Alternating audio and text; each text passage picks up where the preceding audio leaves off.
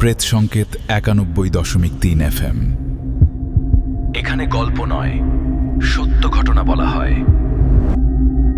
বাড়ির পেছনে ছিল একটি গোরস্থান, আর সেখানে প্রতিদিন দেখা যেত এক রহস্যময় ছেলেকে।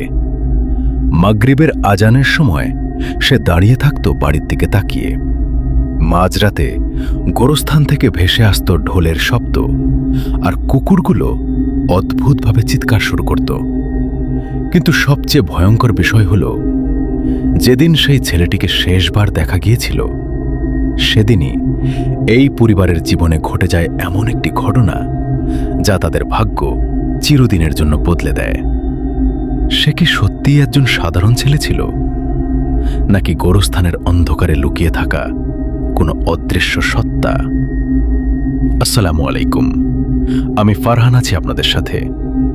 আজ আপনাদের শোনাব ময়মনসিংহের গুলুকিবাড়ি এলাকার এক বাস্তব অভিজ্ঞতা, যেখানে রহস্য, মৃত্যু এবং অদৃশ্য শক্তির উপস্থিতি মিলেমিশে তৈরি করেছে এক শিহরণ জাগানো গল্প। চলুন শুরু করা যাক। বাড়ির পেছনে গুলকিবাড়ি গোরস্থান। রাতের নিস্তব্ধতায় ঢোলের শব্দ, আর এক রহস্যময় ছেলে যে বারবার চোখে পড়ত। সে কি আসলেই মানুষ ছিল, নাকি অন্য কিছু? আসসালামু আলাইকুম, আমার নাম আরিবা তাসিম। আমি বর্তমানে ইতালি প্রবাসী।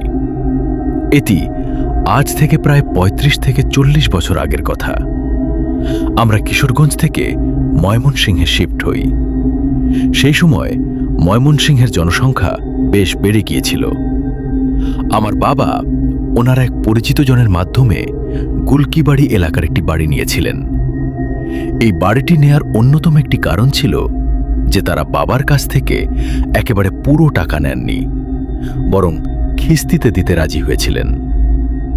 জিক্রেতার জরুরি ভিত্তিতে টাকার দরকার ছিল, আর বাবার দরকার ছিল একটি বাড়ি। এভাবেই চুক্তিটি বাঁকা হয়। বাড়ির লেনদেন এবং বাড়ি দেখার কাজটাও বাবাই করেছিলেন, কারণ মা তখন নতুন অতিথির আগমন আর ডাক্তারের পরামর্শের কারণে বাড়িতে বিশ্রাম নিচ্ছেন। এমনিতেই তিনি সারাক্ষণ বিশ্রামই করতেন, কারণ খুব ছোট বয়স থেকেই বাড়ির সব কাজ আমাদের উপর চাপিয়ে দেওয়া হয়েছিল। আমরা ছিলাম ৫ বোন। সবার বড় আমি, তারপর আদিবা, জিয়া, ফাইজা এবং রিদা। মায়ের কেন যেন দৃশ্যবিশ্বাস ছিল যে আমাদের ভাই আসবে। এই নিয়ে তিনি অনেকবার স্বপ্নও দেখেছিলেন। বাড়ি বদলানোর আসল কারণ ছিল যৌথ পরিবারের ঝামেলা থেকে মুক্তি পাওয়া। সেখানে বাড়ি ছিল ছোট আর মানুষ ছিল বেশি, তাই প্রতিদিনই কোন না কোনো কারণে ঝগড়া লেগেই থাকত। একদিন বড়সড় আগে ঝগড়ার পর বাবা সেই বাড়ি ছেড়ে দেওয়ার চূড়ান্ত সিদ্ধান্ত নিয়ে ফেলেন। আর ঠিক সেই সময়ই কাকতালীয়ভাবে বাবা এই বাড়ির সন্ধান পান। এই বাড়ির ঠিকানা বাবা কাউকে দেননি। শিফটিংয়ের জন্য প্যাকিং মাত্র ২ দিনে ইশারা হয়। এরপর আমরা আমাদের গাড়িতে চড়ে এই নতুন বাড়িতে চলে আসি। বাড়িতে ঢুকেই আমরা বোনেরা মহা খুশি। সুন্দরভাবে তৈরি এই বাড়িটা এখন শুধুই আমাদের। এখানে কেউ আমাদের চিৎকার চেঁচামেচি করার জন্য বকবে না। এখানে চাচি আর জেঠি আমাদের দিয়ে ওনাদের কাজ করাবেন না। নিচে মোট ৫টা ঘর ছিল। বাড়ির নিচের তলাটা সম্পূর্ণ এবং ঠিকঠাকভাবে তৈরি ছিল, কিন্তু উপরের তলায় তখনও কিছুটা কাজ বাকি। সেখানে বিদ্যুতের কোনো সংযোগও ছিল না। তবে বাবা তার টেনে উপরের তলায় একটা বাল্ব লাগিয়ে দিয়েছিলেন। ছাদে যাওয়ার সিঁড়ির কোনো রেডিং তখনও লাগানো হয়নি, কোনো দরজাও ছিল না। আমরা বোনেরা ঘুরে ঘুরে পুরো বাড়িটা দেখলাম। সবাই আনন্দে লাফালাফি করছিল। কিন্তু যখন আমরা উপরের ছাদে গিয়ে পেছনের দিকে তাকালাম, তখন আমাদের সেই আনন্দে ভাটা পড়ল। আমাদের বাড়ি থেকে গুলকিবাড়ি গোরস্থান একেবারে পরিষ্কার দেখা যাচ্ছিল। সেটা আমাদের বাড়ির ঠিক পেছনেই। গোরস্থানটা সেই সময় আজকের মতো এত ঘন বসতিপূর্ণ ছিল না। পুরনো গাছগুলো তখনও ছিল, তবে গোরস্থান তো গোরস্থানই হয়। আমি যেহেতু বড় আর একটু বুঝদার ছিলাম, তাই বোনদের নিয়ে নিচে চলে আসি। আমার একটাই চিন্তা ছিল, ওদের মনে যেন ভয় ঢুকে না যায়। এই বাড়িতে প্রথম দিনটা খুব ভালোভাবেই কাটল, কিন্তু মাঝরাতে কুকুরদের প্রচণ্ড ডাকাডাকিতে বোনদের ঘুম ভেঙে গেল। এই আওয়াজটা বাড়ির পেছন দিক থেকে আসছিল। ঘুম নষ্ট হওয়ায় হৃদা মুখ বাঁকাতে লাগলো, তাই আমি ওকে নিজের কাছে শুয়ে নিলাম। এত শোরগোলের পরেও আমাকে ছাড়া বাকি সব বোন ঘুমিয়ে পড়ল। কুকুরগুলোর একটানা ডাক ধীরে ধীরে দূরে সরে গেল এবং এরপর আমিও ঘুমিয়ে পড়লাম। কয়েকদিন সবকিছু ঠিকঠাকই চলছিল। মায়ের বলে দেয়া উপায়ে আমরা বাড়িটা খুব সুন্দরভাবে গুছিয়ে নিয়েছিলাম। একদিন মা আমার পাশে দাঁড়িয়ে সুজির হালুয়া বানালেন এবং কয়েকটি বাটিতে ঢেলে বাদাম দিয়ে সাজিয়ে দিলেন। মা চাচ্ছিলেন এই হালুয়াগুলো মহল্লায় পাঠাতে। আমি আর আদিবা আসরের সময় মাথায় ওড়না জড়িয়ে ট্রে হাতে গলিতে হালুয়া বিলি করতে বের হলাম। আমরা 4-5টা বাড়িতে হালুয়া দিলাম এবং নিজেদের পরিচয় করালাম। সেদিন আমরা জানতে পারলাম আমাদের পাশের দুটো বাড়ি পরিত্যক্ত। আজই আমরা প্রথমবার নিজেদের গলিটা ভালো করে ঘুরে দেখলাম। আমাদের বাড়িটাই ছিল গলির শেষ বাড়ি। আমাদের বাড়ির পর এখানে আর কিছু ছিল না। এটা ছিল একটা কানা গলি। এই কানা গলির যে দেয়ালটা ছিল সেটাও ভাঙা। সেই ভাঙা দেয়ালের ওপাশেই নিশ্চিন্তভাবেই সেই গোরস্থানটা ছিল, যা আমাদের ছাদে দাঁড়ালেই দেখা যায়। সেই দেয়ালের পাশেই কয়েকটা কুকুর বসেছিল। নিশ্চিতভাবেই এগুলো সেই কুকুর যারা রাতে আমাদের ঘুম নষ্ট করত। দুটো বাটি বেঁচে গিয়েছিল। বাড়িতে ঢোকার আগে আমি জানি না আমার কি মনে হলো। আমি মাটিতে পড়ে থাকা একটা পলিথিন তুলে নিলাম। সেটা ছেড়ে পরিষ্কার করে তার উপর হালুয়াগুলো ছড়িয়ে রাখলাম। এই হালুয়াগুলো আমি কিছুটা দূর থেকে ওই কুকুরগুলো সামনে রেখে এলাম। ওরা সত্যিই ক্ষুধার্ত ছিল। আদিবা আর আমি দূরে দাঁড়িয়ে ওই কুকুরগুলোকে হালুয়া খেতে দেখে খুশি মনে ফিরে এলাম। আর তারপর এটাই আমাদের দৈনন্দিন রুটিন হয়ে গেল। আমি যখন রুটি বানাতাম, যেগুলো একটু মোটা বা কাঁচা থেকে যেত, কিংবা ছোটরা রুটির কিনারগুলো ফেলে দিত, আমি সেগুলো ছোট ছোট করে ছিঁড়ে কুকুরগুলোকে দিতে শুরু করলাম। ওরা আমাদের বেশ পরিচিত হয়ে গেল, আর এখন রাতে ওদের ডাকার তেমন কোনো আওয়াজও আসতো না। বাবা তার কাজে চলে যেতেন, মা বিশ্রাম নিতেন, আর আমরা বোনেরা বাড়ির কাজে লেগে থাকতাম। টিভিতে বিনোদন পাওয়ার কোনো সুযোগ আমাদের ছিল না। বাবা তখনও স্কুলে ভর্তি করাননি। আমরা মেয়েরা বিকেলে ছাদে যেতে শুরু করলাম। মায়ের করা নির্দেশ ছিল আমরা যেন পেছনের গোরস্থানের দিকে উকি ঝুঁকি না দেই, কিন্তু আমরা সেখানে ঠিকই উকি দিতাম এবং বেশ অনেকটা সময় সেখানে দাঁড়িয়ে দেখতাম। আমাদের কাছে জায়গাটা বেশ শান্ত মনে হতো। একদিন আমরা একটু ভয় পেয়ে গেলাম। সেদিন আমরা একটা লাশ দাফন হতে দেখেছিলাম। সেদিন আমি আমার বোন সাথে সেখান থেকে সরে এসেছিলাম, নিচে নেমে এসেছিলাম। এরপর 2 দিন আর ছাদে যাইনি।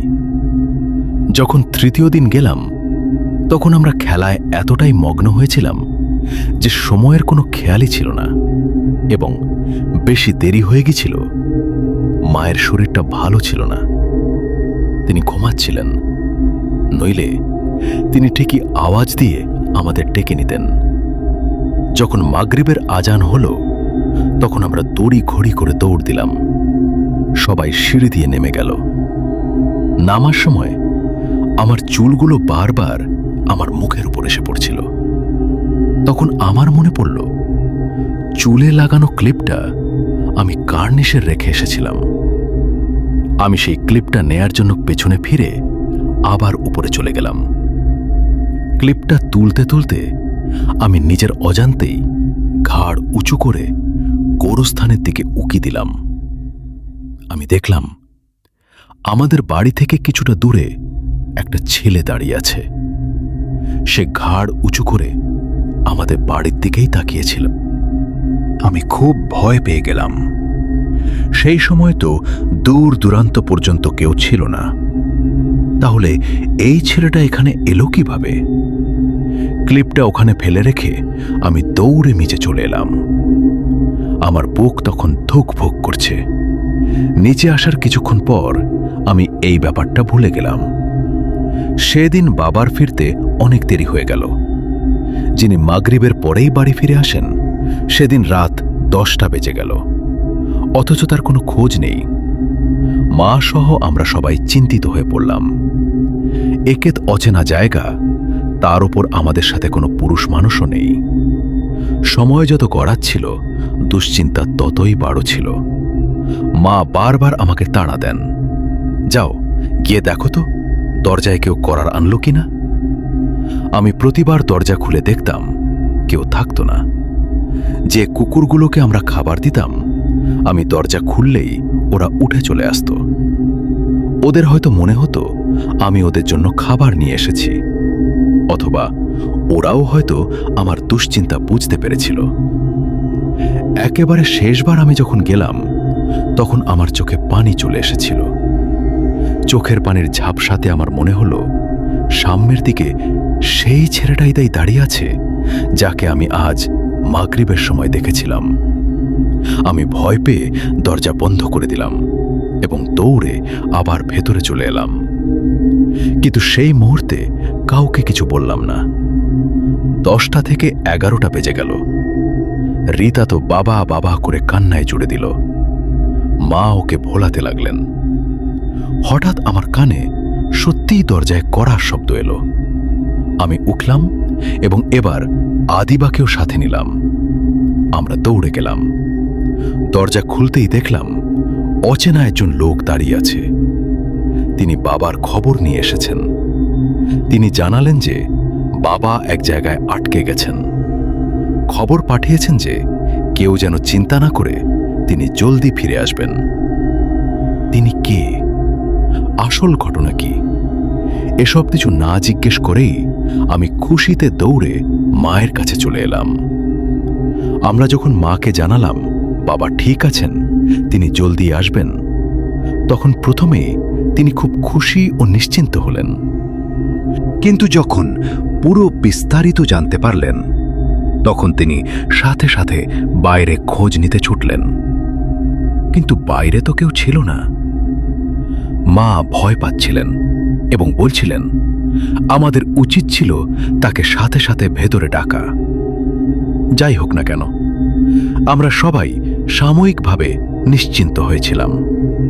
সব বোন মায়ের পাশেই শুয়ে পড়ল।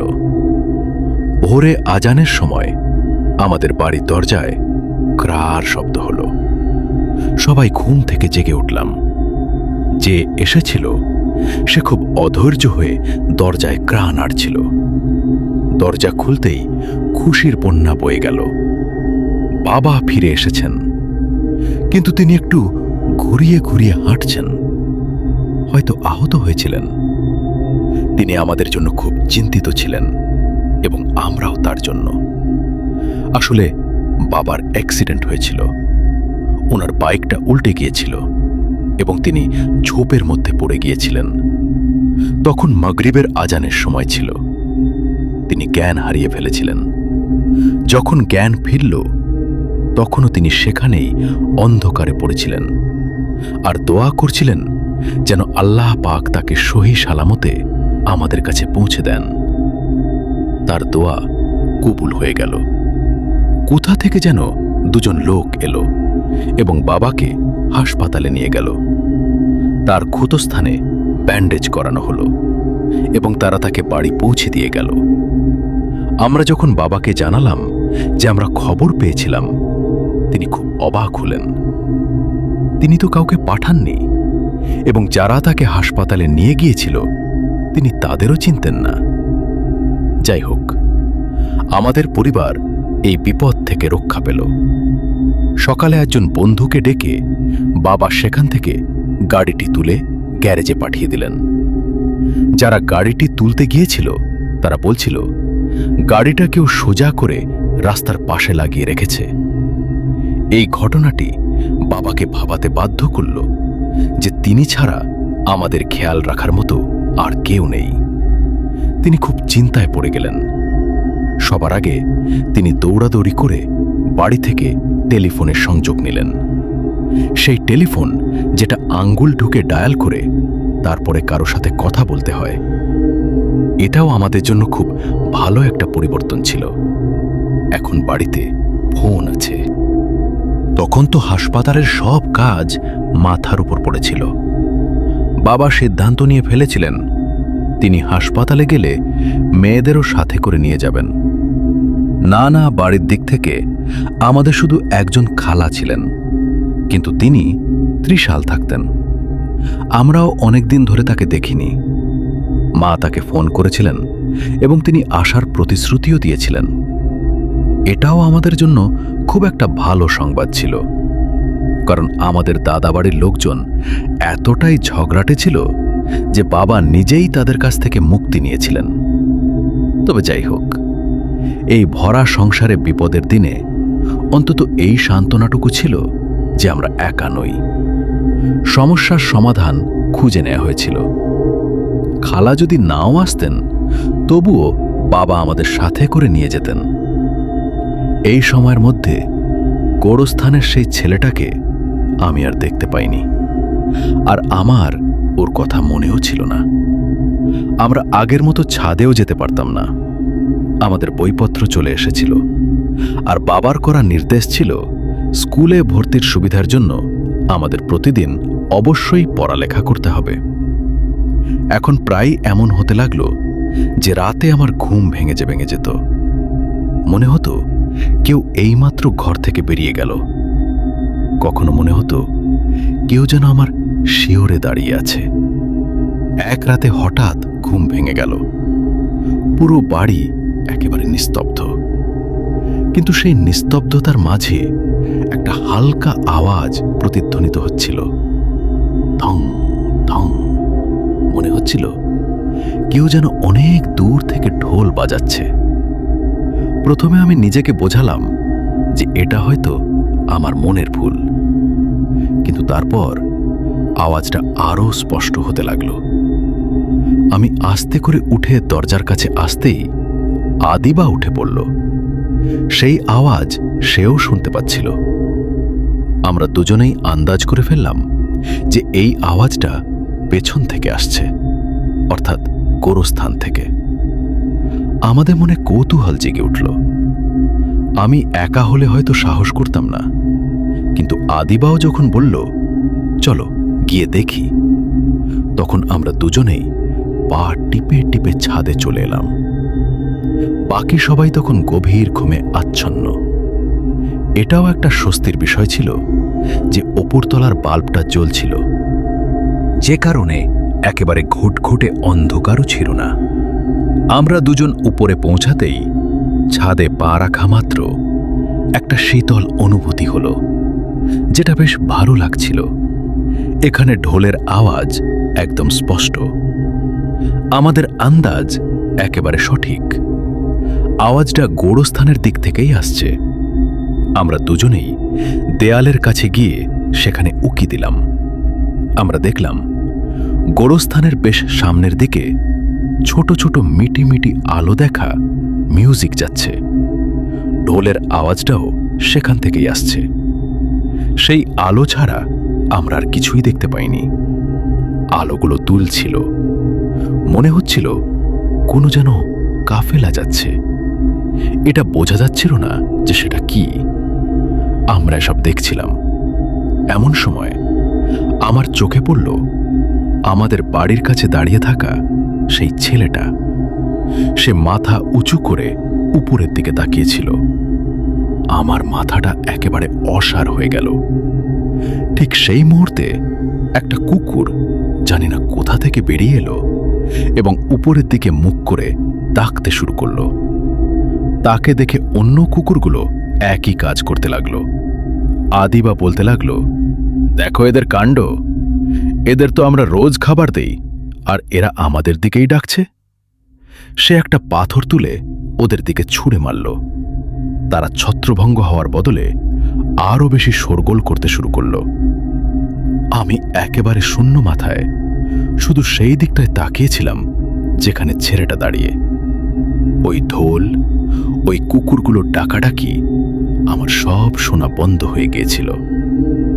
হঠাৎ বাবার গলার আওয়াজে আমরা দুজনেই চমকে উঠলাম। আরিবা, আরিবা, নিচে এসো। আমরা দুজনেই ভয় পেয়ে নিচে দৌড় দিলাম। দৌড়াতে দৌড়াতে আমি একবার পেছন ফিরে তাকালাম। তখন সেই ছেলেটা আর কোথাও ছিল না। আমরা নিচে আসতেই দেখলাম বাবা সিঁড়ির কাছে প্রচণ্ড রেগে দাঁড়িয়ে আছেন। তার রাগে আমাদের সবারই প্রাণ শুকিয়ে গেল। তিনি শুধু এটুকু বললেন, আজকের পর রাতে কখনো উপরে যাবে না, ব্যাস। এই কথাটুকু বলেই তিনি নিজের ঘরে চলে গেলেন। আমরা দুজনেই দৌড়ে আমাদের ঘরে চলে এলাম। শুক্রিয়া বাবা, এর চেয়ে আর বেশি কিছু বলেননি। আমাদের এটা মাথায় আসছিল না যে বাবা কিভাবে জানতে পারলেন আমরা উপরে ছিলাম, কারণ তিনি তো রাতে কখনো আমাদের ঘরে আসতেন না। যাই হোক না কেন, আমার মাথা তখন ওই ছেলেটাকে নিয়ে আটকে ছিল। সেদিন আমি আদিবাকে বলেই ফেললাম যে মাঝে মধ্যেই এমন একটা ছেলেকে আমি দেখতে পাই। আমার কথাগুলো শুনে সে বলল, হারিবা, তোর চুল খুব সুন্দর। তুই সেদিন খোলা চুলে আজানের সময় ছাদে দাঁড়িয়েছিলি, নিশ্চয়ই কোনো জিন তোর পেছন লেগেছে। এই কথা শুনে আমি ভয় পেয়ে গেলাম। আসল ভয় তো আমাদের বাবাকে নিয়েই ছিল। সে সময় তো তিনি আমাদের কিছু বলেননি, তবে নিশ্চিতভাবেই সকালে আমাদের এক হাত নেবেন। আমরা দুজন গল্প করতে করতেই ঘুমিয়ে পড়লাম।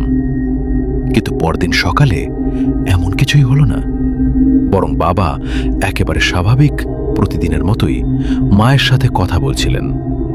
সেই চিরচেনা রোজগার কথাবার্তা, বাড়িতে কি রান্না আছে কি নেই। আমি আর আদিবা তো অবাক। বাবা এমন আচরণ করছিলেন যেন গত রাত কিছুই ঘটেনি। আদিবার তো আর তর সইল না। বাইরে যাওয়ার সময় সে বাবাকে আওয়াজ দিয়ে থামালো। সে তাকে জিজ্ঞেস করল, বাবা, আপনি কি আমার আর আলিবার উপর রেগে আছেন? তখন বাবা খুব অবাক হলেন এবং জিজ্ঞেস করলেন, কেন? তার প্রশ্নের জবাবে আদিবা বলেই ফেলল, আমরা যে রাতে ছাদে গিয়েছিলাম সেই জন্য। আমি একপাশে দাঁড়িয়ে মনোযোগ দিয়ে বাবাকে দেখছিলাম। তার চেহারার অভিব্যক্তি বলে দিচ্ছিল যে রাতের ওই ঘটনার সম্পর্কে তার বিন্দুমাত্র ধারণা নেই। বাবার দেরি হয়ে যাচ্ছিল। তিনি শুধু এটুকু বলে চলে গেলেন, মা এরপর আর কখনো যাবে না। আমি সন্ধ্যায় ফিরলে কথা বলবো। বাবা যখন সন্ধ্যায় এলেন তখন তিনি খুব তাড়াহুড়ো হয়েছিলেন। তিনি জানিয়ে গেলেন যে তিনি খুব জরুরি একটা কাজে যাচ্ছেন। এভাবেই বাবার সাথে আর কথাই হলো না। সেই রাতে আমরা যখন ঘুমালাম, জানি না কেন আমার ঘুম বারবার ভেঙে যাচ্ছিল। মনে হচ্ছিল অনেক শোরগোল হচ্ছে, নানান রকমের আওয়াজ আসছে, কিন্তু চোখ খুললেই আর কিছু শুনতে পেতাম না। মাঝরাতের দিকে আমি খুব অদ্ভুত একটা স্বপ্ন দেখলাম। আমরা বোনেরা ছাদে দাঁড়িয়ে আছি। গোরস্থানের দিকে তাকিয়ে আমরা সবাই অঝরে কাঁদছি।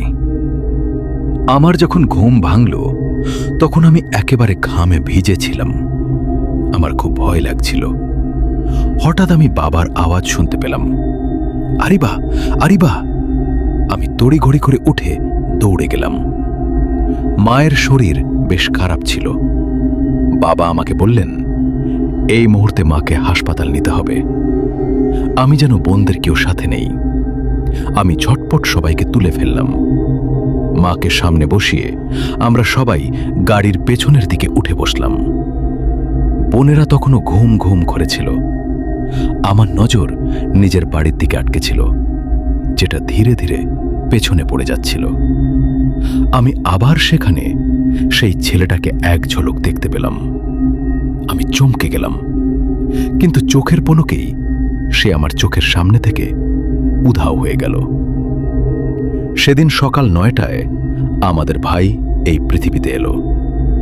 এটা আমাদের জন্য অনেক খুশির একটা খবর। মায়ের স্বপ্ন সত্যি হলো। দুপুরের মধ্যেই খালা তার মেয়ে তামান্নাকে নিয়ে চলে এলেন। বাবা আমাদের খালাদের বাড়িতে নিয়ে গেলেন। বহু বছর পর খালার সাথে দেখা হচ্ছিল। তামান্না হয়তো আমার বয়সী হবে। খালার সংসারের সব দায়িত্ব নিজের হাতে তুলে নিলেন। ফলে আমরা বোনেরা একেবারে নিশ্চিন্ত হয়ে গেলাম। পরের দিন মা ভাইকে নিয়ে বাড়িতে এলেন। মা তখনও পুরোপুরি সুস্থ ছিলেন না। সেই রাতেই মাকে আবারও হাসপাতালে নিয়ে যেতে হলো। খালা তো পাশেই ছিলেন। আমার মনের ভেতর নানা দুশ্চিন্তা কাজ করছিল। তারপর হঠাৎ করে ফোন এলো। খালা আমাকে জড়িয়ে ধরে কাঁদতে শুরু করলেন। মা আমাদের ছেড়ে চলে গিয়েছিলেন। এটা অনেক বড় একটা ধাক্কা ছিল। কি হলো, কিভাবে হলো, কিছুই বুঝতে পারলাম না। পরিবারের সবাই চলে এলো। মানুষজন নানা কথা বলছিল আর কটাক্ষ করছিল। বাবা একেবারে ভেঙে পড়েছিলেন। বোনেরা সবাই ভয় পেয়ে গুটিসুটি মেরে কাঁদছিল। আর ভাই ওই বেচারা তো জানতই না কি হয়েছে। মাকে গুলকিবাড়ি গোরস্থানেই দাফন করা হলো। এরপর থেকে আমরা বোনেরা যখনই উপরে যেতাম, গোরস্থানের দিকে তাকিয়ে কাঁদতাম। বাবাকে সবাই বাড়িটা ছেড়ে দেওয়ার পরামর্শ দিচ্ছিল, কিন্তু তিনি এখন আর এই বাড়িটা ছাড়তে চাইছিলেন না। হয়তো এই কারণেই যে মায়ের কবর এখানে। মানুষজন কখনো কখনো তাকে দ্বিতীয় বিয়ের পরামর্শও দিত, কিন্তু তিনি সেটাও বারবার অগ্রহণযোগ্যই মনে করেছেন। খালা মাসখানেক ধরেই আমাদের কাছে ছিলেন। কোন না কোনো একদিন তো তাকেও যেতে হবে। সেদিন আমি বাবাকে সান্ত্বনা দিলাম। বললাম, তিনি যেন নিশ্চিন্ত থাকেন। সংসারের দায়িত্ব আমি সামলাবো, ভাইকেও সামলাবো। ভাইয়ের নামটাও আমি রেখেছিলাম মুর্তজা। এই নামটা আমার খুব ভালো লাগতো। খালা কাঁদতে কাঁদতে বিদায় নিলেন। বাবা আমার মাথায় হাত রেখে আমাকে অনেক দোয়া করলেন। এরপর জীবনের পথ চলা খুব কঠিন হয়ে পড়েছিল। আমার লেখাপড়া মাঝপথেই থেমে গেল। তবে ভাই বোনদের পড়িয়েছি, বাবাকে সামলেছি। তা সত্ত্বেও আমার রুটিগুলো এখন বেশ ভালোই হতো। আমি 2টো রুটি বানিয়ে বাইরের কুকুরগুলোকে দিয়ে আসতাম। দীর্ঘকাল যাবৎ এটাই ছিল আমার দৈনন্দিন রুটিন। মুর্তজা যখন বড় হলো, তখন সে নিজে দিয়ে আসত। এই পুরো সময়টাতে এমন অনেক কিছু ঘটত, যেন কোনো অদৃশ্য শক্তি আমাকে সাহায্য করছে। আমি নিজেই অবাক হয়ে যেতাম। এরপর যখন সেই ভাঙা দেয়ালটা পাকা হয়ে গেল, তখন সেই কুকুরগুলো সেখানে আসা বন্ধ করে দিল। ফলে আমাদের সেই নিয়মটাও শেষ হয়ে গেল। আমি সেই ছেলেটাকে আর কখনো দেখতে পাইনি। তবে আমি প্রায় রাতে চমকে উঠে বসে পড়তাম। সেই একই মনের ভুল, যেন কেউ শিওরে দাঁড়িয়ে আছে।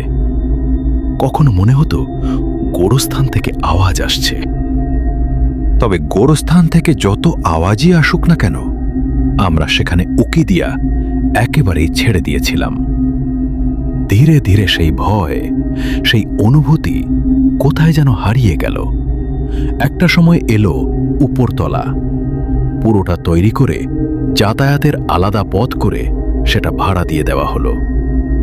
বাবা অনেক চেষ্টাই করেছিলেন যেন আমি নিজের সংসার গুছিয়ে নিতে পারি। তিনি আমার বেড়ে চলা বয়স নিয়ে অনেক চিন্তিত ছিলেন, কিন্তু আমার বিয়ে আর হলো না। যেখানেই সম্বন্ধের কথা উঠত, ভেজতে যেত। আমার আগে 3 ছোট বোনের বিয়ে দিতে চাইতেন না, কিন্তু আমি তাকে রাজি করিয়েছিলাম। নিজে আনন্দে এগিয়ে গিয়ে ছোট বোনদের বিয়ে দিলাম। আমি প্রায়ই স্বপ্ন দেখতাম আমার বিয়ে হয়ে গেছে আর আমি আলাদা একটা বাড়িতে থাকছি, কিন্তু ওটা শুধুই স্বপ্ন। এমন একটা সময় এলো যখন আমি মুর্তজার বাবা এই তিনজনই শুধু এই বাড়িতে রয়ে গেলাম। কয়েক বছর আগে বাবাও যখন আমাদের ছেড়ে চলে গেলেন, তখন আমরা তাকেও গুলকিবাড়ি গোরস্থানে দাফন করলাম। সময়ের সাথে সাথে সেখানে অনেক ঘনবসতি গড়ে উঠেছিল। আগের মতো সেই পরিবেশ আর ছিল না। শেষমেশ মর্তজা ওই বাড়িটা বিক্রি করে দিয়ে সবাই যার যার ভাগ বুঝে নিল, আর আমাকে সাথে নিয়ে ইটালি চলে এলো। ইটালি যাওয়াটা ওর স্বপ্ন ছিল, সেটা পূরণ হলো, আর ইটালি এসে আমার স্বপ্নটাও পূরণ হলো। হ্যাঁ, এখানে এসে মুর্তজা আমার বিয়ে দিল জিহান আহমেদের সাথে। তিনি ছিলেন ওর বস। স্ত্রীর মৃত্যুর পর তিনি একাকী জীবনযাপন করছিলেন। আমার স্বপ্ন পূরণ হলো। কখন কোথায়, এগুলো হয়তো বাবার দোয়ায় ছিল। আমি বাড়ি ছাড়ার আগে এলাকার মসজিদের হুজুরের সাথে কথা বলেছিলাম এই বিষয়ে। উনি বলেছিলেন আমার উপর নাকি এক জিন আশেক হয়েছিল, আর ওই ছেলেটাই নাকি ছিল সেই জিন। কিন্তু কোন এক কারণে সে আমার কাছে আসতে পারত না। আমার বাবা ডাক্তার ছিলেন, হয়তো অনেকের দোয়াতে ওনার সাথে ভালো কোনো মাখলুক ছিল, যার খবর ওনার নিজেরও হয়তো জানা ছিল না। এই ছিল ঘটনা। আসসালামু আলাইকুম। এই বলেই সাবিদ আলম আমাদের ঘটনাটি শেষ করেছেন। আশা করছি এই ঘটনাটি আপনাদের ভালো লেগেছে। যদি ভালো লাগে অবশ্যই জানাবেন। তাহলে বন্ধুরা, এটাই ছিল আরিবা তাসিমের জীবনের সেই রহস্যময় ঘটনা। সেই ছেলেটি আসলে কে ছিল? একজন সাধারণ মানুষ, নাকি কোনো জিন, ফেরেশতা বা অজানা কোনো সত্তা? আজও এই প্রশ্নের উত্তর অজানাই রয়ে গেছে। তবে একটা বিষয় নিশ্চিত, জীবনের কিছু ঘটনা এমন হয় যেগুলোর ব্যাখ্যা হয়তো বিজ্ঞানের কাছে নেই, কিন্তু যারা সেগুলোর মধ্য দিয়ে যায় তাদের কাছে সেগুলো বাস্তবতার চেয়েও বেশি সত্য। গল্পটি আপনাদের কেমন লেগেছে অবশ্যই কমেন্টে জানাবেন। আর যদি এমন আরও ভৌতিক, রহস্যময় ও বাস্তব অভিজ্ঞতার গল্প শুনতে চান, তাহলে ভিডিওটিতে একটি লাইক দিন, চ্যানেলটি সাবস্ক্রাইব করুন এবং বেল আইকনটি অন করে রাখুন।